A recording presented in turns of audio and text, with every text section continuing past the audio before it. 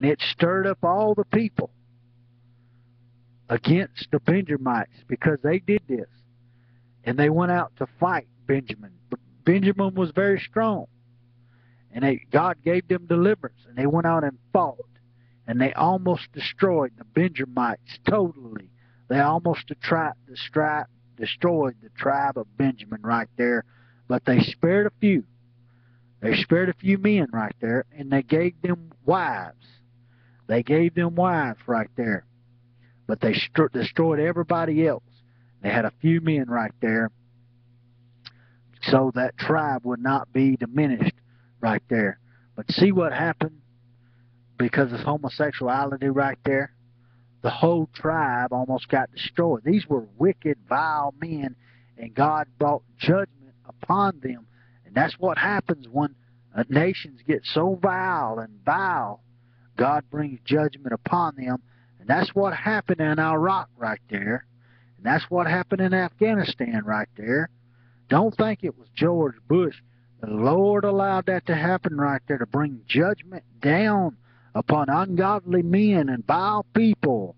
I tell you, and just like we destroyed Hitler, Hitler was destroyed, and that nation was divided because they were so vile and wicked. And what they did, and they killed 6 million Jews right there. You see, and that's God's chosen people. And Hitler died and went to hell right there.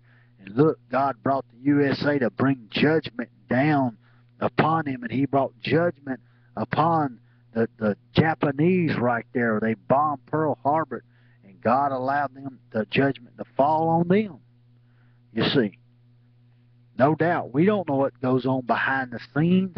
God knows everything. Don't think George Bush is in there because we're over there blowing them away right there.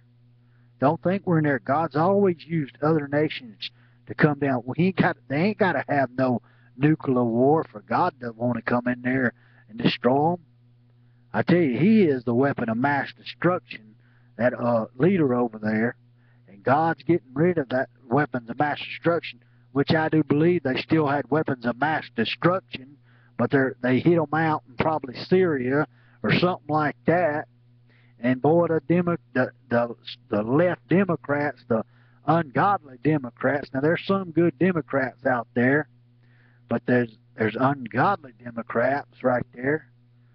The foolishness, the liberal bums right there that'll take this and try to use it for political reasons and try to destroy the president's reputation. And that's foolish right there. And they will pay. Let me tell you, judgment will come down on them one day, and their degree will be turned up into hell because of all that junk they said about the president right there. And when there was false lies, because they're not speaking against George Bush, they're speaking against God bringing down judgment upon Sodom and Hussein and all the times he murdered people.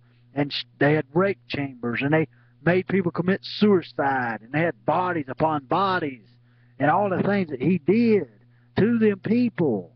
Let me tell you, God brought judgment upon that buzzard over there. I tell you, and this world don't want to set that right there. And it's pumped in their mind by the Democrats. You see, not all Democrats are the same right there, but a majority of them are. I tell you, and there's a lot of sorry Republicans out there. But I lean more towards a Republican. I'm not a Republican. I'm a Christian. I make my judgments upon the Bible right here. George Bush is a good man. I believe he's a Christian man myself. He's got them toting Bibles in the White House right there. Let me tell you, he's got them toting Bibles in the White House.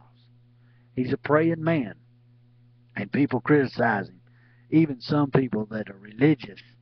But let me tell you, they're religious and lost right there. They're foolishness. So that's sort of like Sodom and Gomorrah, this book of Judges right here. You need to read this book of Judges right here. There's a lot of good things in there. You see. Let's go over here to the book of Genesis. Talks about it in the book of Genesis right here. And there's a lot of good things about this before this place got torn down, burnt down to the ground. Let's go over here. Okay, in chapter 13 it talks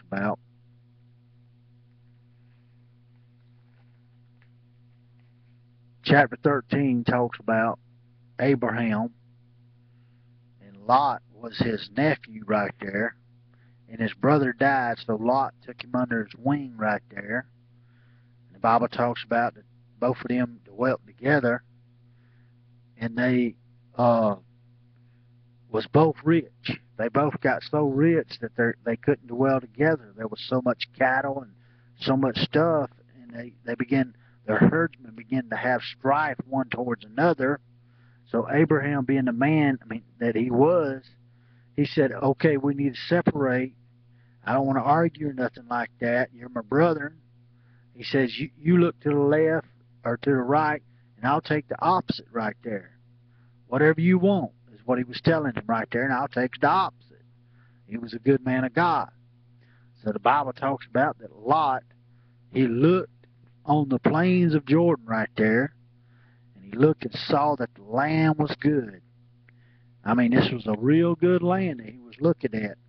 And it was the land of Sodom and Gomorrah right there. I believe it dwelt in Sodom.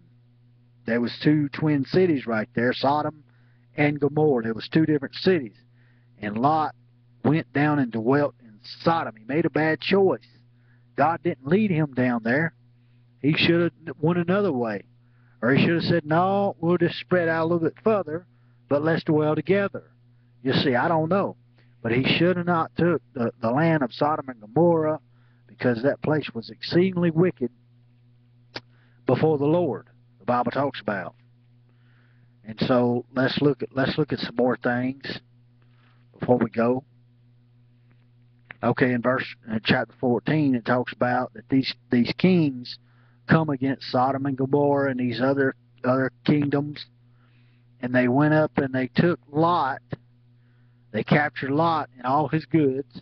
They got some of these people right here in this kingdom, and probably would have defeated them if it wasn't for Abraham. Abraham helped them. The Bible talks about that. Let's read over here in verse 14. We'll read from here. Let's go to 12 right here.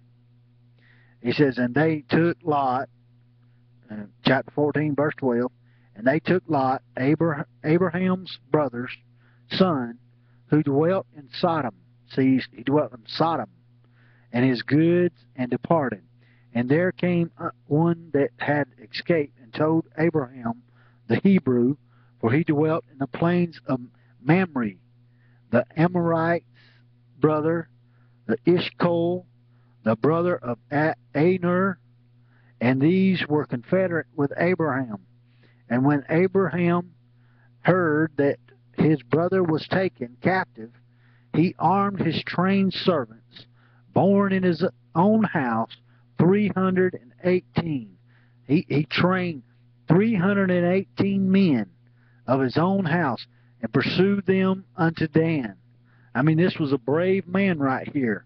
He had trained men, and he went in the spirit of the Lord. He went and saved these people right here. Let me tell you, and he divided himself against them, he and his servants. The hand of the Lord was mightily upon him. It talks about it in the Hebrew, that he was still in the loins of his father, and he met Melchizedek on the way back.